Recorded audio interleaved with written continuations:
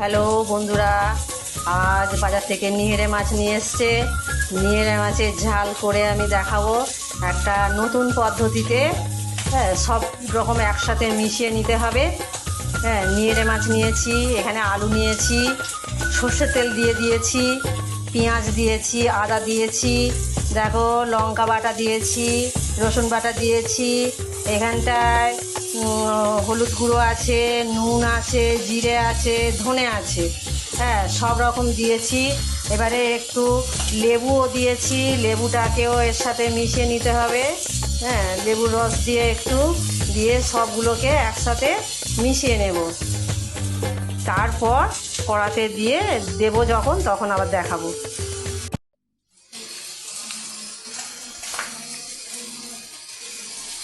খুব সুন্দর করে মেশাতে হবে যাতে মাছের ভিতরে লেবুর রস, নুন, হলুদ সব কিছু নুনের ভিতরটায় মাছের ভিতরে যায়।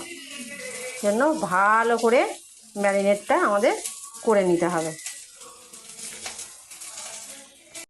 আমি কড়াতে এবার তেল দিয়ে দিয়েছি, দিয়ে একটু ব্রাশ করে দিচ্ছি। আমি আগে তেল দিয়েছি, ওই জন্য আর বেশি তেল দিলাম না, কারণ বেশি তেল আমি খাই না, একটু কম করেই খাই। এবারে মাছটাকে আমি ঢেলে দিয়ে দেবো। মাছটা ঢেলে দেওয়ার পর আমি একটু ভালো করে নেড়ে দেব, কারণ সব কিছু মশলা তো দেওয়াই আছে, আর কিছু মশলা এতে দিতে লাগবে না। এবার এটাকে ঢাকা দিয়ে আমি কিছুক্ষণ হতে দেব। ওই জন্য আমি এটাকে একটু ঢাকা দিয়ে দিলাম।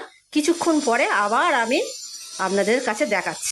এইভাবে নিহেরে মাছ করে খেয়ে দেখবেন, খুব সুন্দর লাগে। আমি এটা কড়াতে দেওয়ার পর আমি একটু মিট মশলা অ্যাড করে দেব, যাতে সুন্দর টেস্ট হয়। দিয়ে এটাকে কিছুক্ষণের জন্য ঢাকা দিয়ে রেখে দেব, 10-15 মিনিটের জন্য। এবার ঢাকনাটা খুলে দেখি আমাদের নিহেরে মাছটা কেমন হলো। ভাব উঠছে তো, পরিষ্কার হচ্ছে না, ওই জন্য। দেখুন, এবার আমার নিহেরে মাছটা একদম রেডি। এবার ঢাকনাটা খুলে দেখি আমাদের নিহেরে মাছটা কেমন। দেখুন, আমাদের নিহেরে মাছ একদম রেডি হয়ে গেছে।